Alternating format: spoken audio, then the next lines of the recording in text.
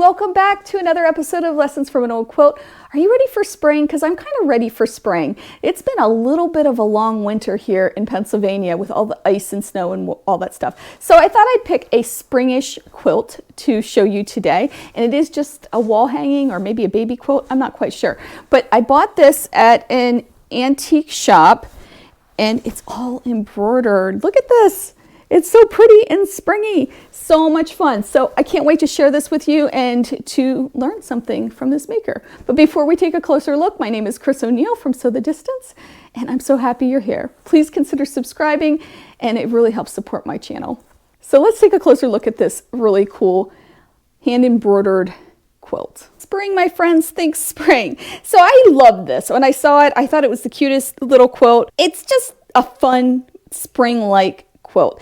It's done in a manner that is, I don't know, a little different than what we see with these embroidered quilts. So I'm fairly certain that this was a printed panel that was embroidered and then quilted. And one of the reasons I think that is because there's this cute little border at the top. And I believe these flowers were supposed to be embroidered, but the maker decided not to. And I think it makes a really cool element because this isn't embroidered, but down here, of course, is. Also, what I love about this quilt is the stitch lines, and the maker used different color thread. So sometimes you see that, but you don't necessarily see the different colors. It'll be all like white or all one color, but this maker used what looks like embroidery floss and embroidered the quilt lines. How cool is that?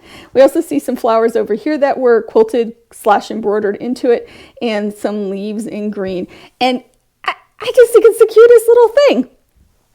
Another thing I want to point out is the maker really didn't care, or at least maybe they did. Maybe these pulled through, but the knots are showing on this side. So I love that too. That's so much fun. It just shows some of the whimsy that this maker had.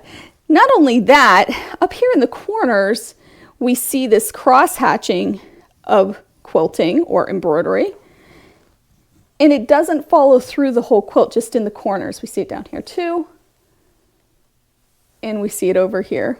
How cute is that? So let's turn it over. I don't know, the back might be just as good as the front. So obviously this was quilted afterward, but the embroidery was on the medallion in the center was done before. So the maker embroidered this, then sandwiched it and quilted it, and embroidered or / quilted around, if you can see the yellow, around the medallion. So the back looks as good as the front. Also, all the quilting lines, again, you can see on the back, and they're just so neat. They feel neat. It's a wonderful puffy quilt, and I just love it. Binding was separate than the backing, and it was a separate piece, and it was put on by machine.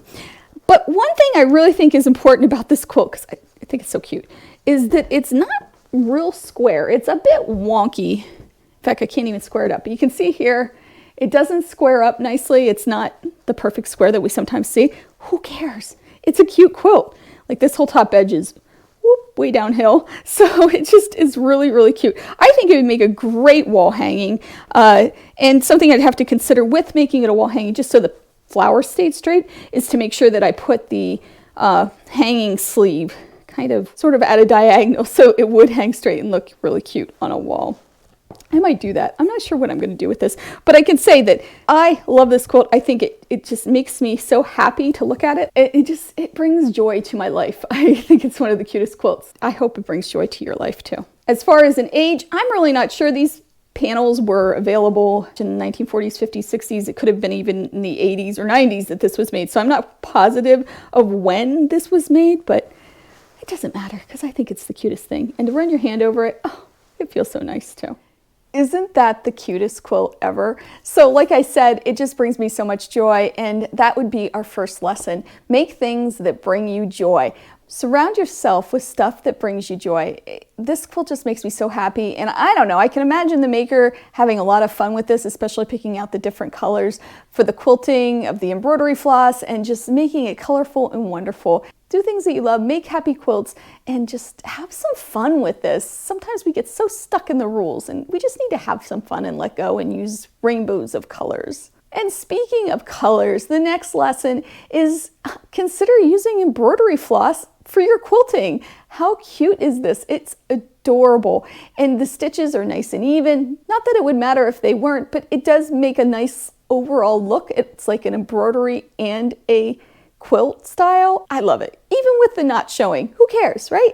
It still is a wonderful quilt. And let's just talk about it being square. I don't care. You know, it's nice to have a square quilt, and I guess if you're going to be entering it into any kind of contest, you want to pay attention to that, but let's just give ourselves a break and have some fun with this craft, shall we? I think that's an attitude we have to take into the spring. Who's with me? I hope you enjoyed seeing this wonderful spring quilt. I hope it brought you joy. I'll see you soon. Make sure you take some time to sew. Bye.